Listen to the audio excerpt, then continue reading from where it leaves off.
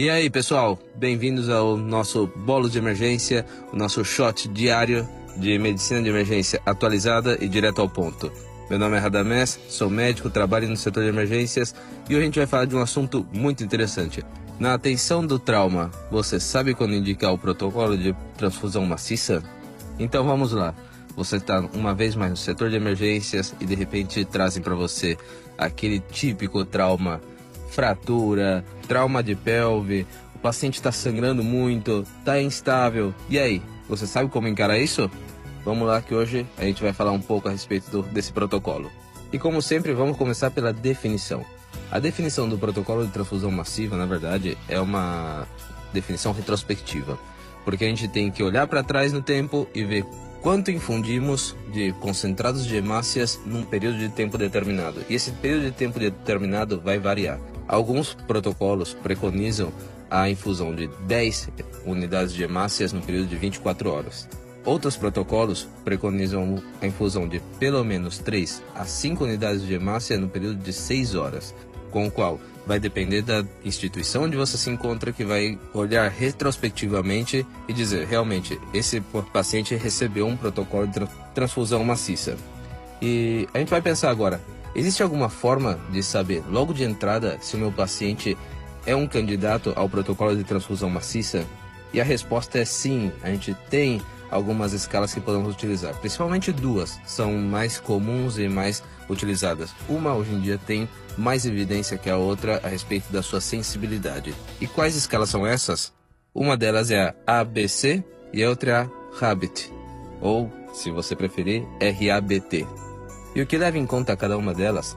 A ABC leva em conta principalmente pressão arterial menor sistólica, menor a 90 mm de mercúrio, a frequência cardíaca maior a 120 por minuto, mecanismo penetrante e FAST positivo. Então, importante ter em mente o protocolo FAST, Já o protocolo RABT, ou RABT, ele leva em conta duas variáveis que estão no outro protocolo, no ABC, que são mecanismo penetrante e o FAST positivo.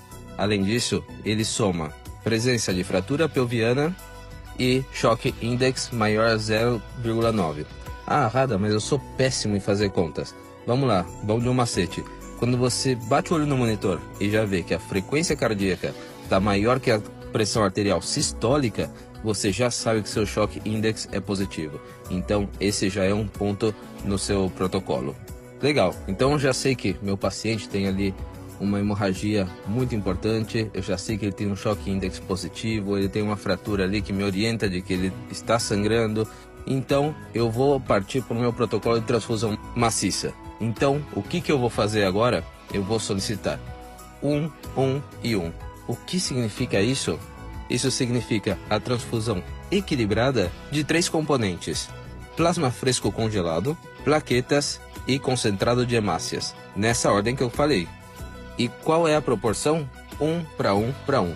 Isso porque existem trabalhos muito recentes que mostram a maior vantagem nos protocolos equilibrados 1 para 1 para 1, em vez de 1 para 1 para 2, por exemplo.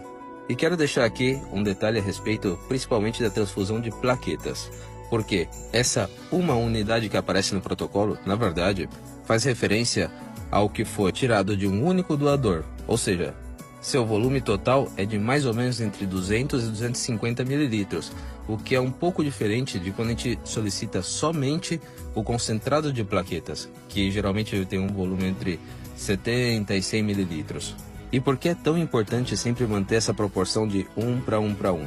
Principalmente porque, quando usamos somente o concentrado de hemácias, por exemplo, lembrem-se que ali dentro vem um monte de citrato de cálcio, o que pode piorar a minha coagulopatia. Além do que, a infusão de somente um dos componentes pode levar a uma diluição dos outros componentes, favorecendo ainda mais as minhas hemorragias. Além disso, temos que estar atentos à temperatura dos líquidos infundidos. Lembrem-se que esses líquidos geralmente estão frios, estão congelados, então precisamos levá-los à temperatura adequada para evitar outro problema a mais. Lembre-se que o nosso paciente não precisa de hipotermia. Além disso, a gente já sabe que com a reanimação de fluidos, a gente pode levar à acidose metabólica, com o qual já temos uma acidose, temos uma hipotermia, o trauma em si já leva a um estado de hipocoagulação, com o qual a gente já está pensando a respeito de algo muito importante. Além disso, também temos os quelantes de cálcio, a hipocalcemia, que gera o trauma quando existe uma ativação das cascadas de coagulação. Então, a gente já não vai mais falar de tríade da morte, a gente vai falar agora de quadrilátero da morte ou, para os mais clássicos, diamante da morte, que é a presença de vários fatores que podem perpetuar a coagulopatia no trauma. E então, vamos revisar esses conceitos que eu acabei de falar? Então temos, por um lado, a hipocoagulabilidade causada pelo trauma, a hipotérmia, que pode estar associada aos líquidos de reanimação, a acidose e, além disso, a hipocalcemia. Portanto, na atenção do paciente vítima de trauma com possibilidade de ativação do protocolo de transfusão maciça, lembrem-se desses fatores, porque são extremamente importantes para um desenlace favorável ao nosso paciente. Então, quando a gente recebe um paciente vítima de trauma, além de fazer o clássico MOV, vamos adicionar aí nessa atenção inicial uma gasometria com ácido lático e cálcio iônico, que isso tudo vai nos ajudar a orientar a reanimação desse paciente vítima de trauma. Bem, e assim a gente fecha mais um shot do nosso bolos de emergência. Espero que essas dicas sirvam para vocês no momento de encarar esse paciente vítima de trauma, que vocês finalmente possam ajudar a salvar mais uma vida no seu plantão. É isso aí, pessoal. Mais uma vez, obrigado pela atenção. Fiquem ligados porque logo vai ter novidades nas plataformas de streaming, hein?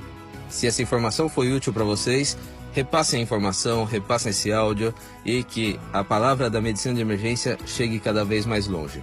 É isso aí, galera.